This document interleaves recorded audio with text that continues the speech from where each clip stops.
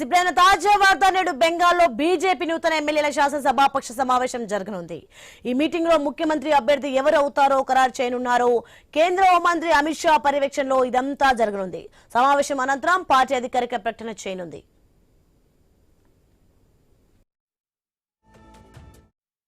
ఇక నిన్న రాష్ట్ర అసెంబ్లీని రద్దు చేస్తూ గవర్నర్ నిర్ణయం తీసుకున్నారు. మమతా బెనర్జీ ముఖ్యమంత్రిగా రాజీనామా చేయడానికి నిరాకరించగా రాజ్యాంగం కల్పించిన ప్రత్యేక అధికారాలను వినియోగిస్తూ గవర్నర్ అసెంబ్లీ రద్దుకు గెజిట్ నోటిఫికేషన్ విడుదల చేశారు. దీంతో బెంగాల్ రాజకీయాలు ఒక్కసారిగా వేడెక్కాయి.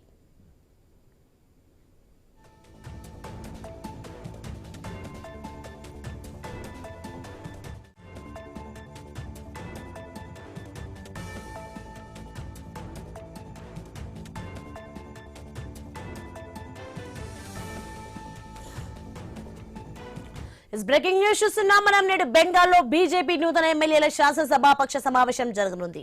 ఈ మీటింగ్ లో ముఖ్యమంత్రి అభ్యర్థి ఎవరు అవుతారో ఖరారు చేయనున్నారు. కేంద్ర హోంమంత్రి అమిత్ షా పర్యవేక్షణలో ఇదంతా జరగనుంది.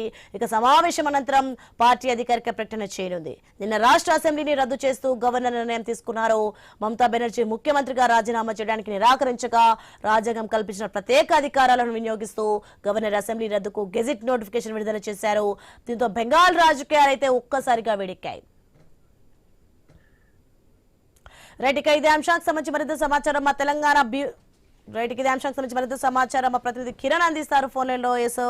కిరణ్, మొత్తానికి చూస్తున్నాం ఈ రోజు బీజేపీ శాసనసభ సమావేశం జరగనట్టుగా తెలుస్తుంది. అలాగే సీఎం ఎంపికపై కూడా కీలక నిర్ణయం తీసుకునే అవకాశాలు కనిపిస్తున్నాయి. ఎవరు సీఎం అవుతారు ఏంటనే ఉత్కంఠ కూడా నెలకొంది. దీనికి సంబంధించిన పూర్తి అప్డేట్స్ ఏంటి? పశ్చిమ బెంగాల్ రాజకీయాలు కూడా చాలా ఉత్కంఠకు తెరలేపుతున్న పరిస్థితి అయితే ఉందని చెప్పొచ్చు. ఇప్పటికే ముఖ్యమంత్రి ఎవరనేది ఇంకా సస్పెన్స్ అయితే కొనసాగుతుంది. నేడు శాసనసభ పక్ష నేతలు కూడా సమావేశం జరగనున్న నేపథ్యంలో ఇటు టెన్షన్ వాతావరణం అయితే నెలకొందని కూడా చెప్పొచ్చు. ఇప్పటికే పశ్చిమ బెంగాల్ రాజకీయాలు 2 రోజులుగా కూడా ఢిల్లీలో చక్కర్లు కొట్టాయి.